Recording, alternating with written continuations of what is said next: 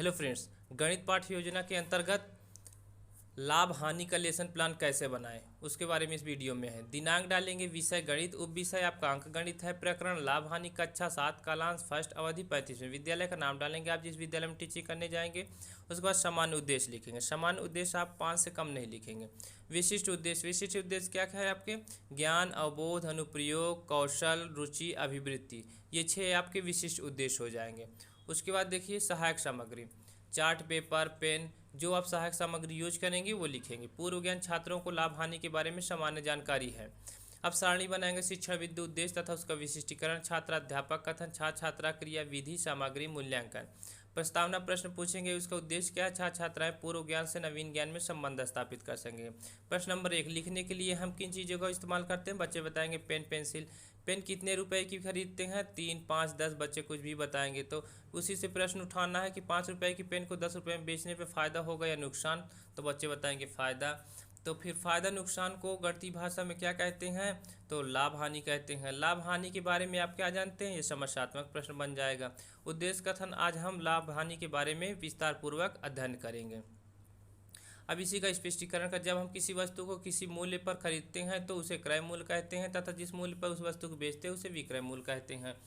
इस खरीद बिक्री में जो मुनाफा होता है उसे लाभ कहते हैं और जो घाटा होता है उसे हानि कहते हैं। यदि विक्रय मूल्य ग्रेटर देन क्रय मूल्य तो लाभ बराबर विक्रय मूल्य माइनस क्रय मूल्य। यदि विक्रय मूल्य इज लेस देन क्रय मूल्य तो हानि बराबर क्रय मूल्य माइनस विक्रय मूल्य। अब इसी से रिलेटेड मूल्यांकन के 2 प्रश्न पूछ लेंगे कि लाभ का सूत्र बताइए और हानि का सूत्र बताइए।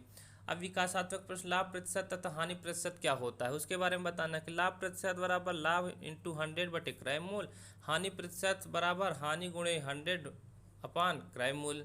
अब उदाहरण आप देखकर उसके बाद फिर आप मूल्यांकन के 2 प्रश्न पूछ लीजिए। लाभ प्रतिशत का सूत्र बताइए, हानि प्रतिशत का सूत्र बताइए। अब विकासात्मक प्रश्न दूसरा है, उपरिव्यय किसे कहते हैं? स्पष्टीकरण करना, किसी वस्तु को खरीदने में दिया गया टैक्स, लाने में किया गया खर्च या कुछ अतिरिक्त खर्चा आदि को उपरिव्यय कहते हैं जब तक अन्यथा न कहा जाए। उपरिव्यय को क्रय मूल्य में सम्मिलित कर लिया जाता है। उदाहरण, रमेश ने एक पुरानी साइकिल 200 रुपये में ली तथा उसको मरम्मत कराने में 100 रुपये खर्च लगा। अब यदि वह उसे 500 रुपये में बेच देता है तो लाभ प्रतिशत ज्ञात कीजिए। अब उसका क्रय मूल्य क्या हो गया? 200 रुपये की तो खरीदी प्लस 100 रुपये उसका मरम्मत के, तो क्रय मूल्य उसका कितना हो गया? 300 रुपया हो गया। ये आपका 100 रुपये उपरिव्यय हो जाएगा। अब मूल्यांकन के 2 प्रश्न पूछना है, किसी वस्तु पर अतिरिक्त व्यय खर्च क्या कहलाता है और उपरिव्यय को क्रय मूल्य में सम्मिलित करते हैं या नहीं करते हैं? ये ऐसे या नो में जवाब देना है। तो ये मूल्यांकन के 2 प्रश्न हो जाएंगे। उसके बाद देखिए श्यामपट्ट सारांश में लिखना है, लाभ हानि, लाभ प्रतिशत, हानि प्रतिशत का सूत्र लिख दीजिए। निरीक्षणकार, छात्र अध्यापक कक्षा में टहल टहल कर निरीक्षण करेंगे। पुनरावृत्ति प्रश्न, जिस मूल्य पर वस्तु खरीदी जाती है उसे क्या कहते हैं? जिस मूल्य पर वस्तु बेची जाती है उसे क्या कहते हैं? लाभ का सूत्र बताइए, हानि का सूत्र बताइए, लाभ प्रतिशत का सूत्र बताइए, हानि प्रतिशत का सूत्र बताइए। तो ये पुनरावृत्ति के प्रश्न आपके हो जाते हैं।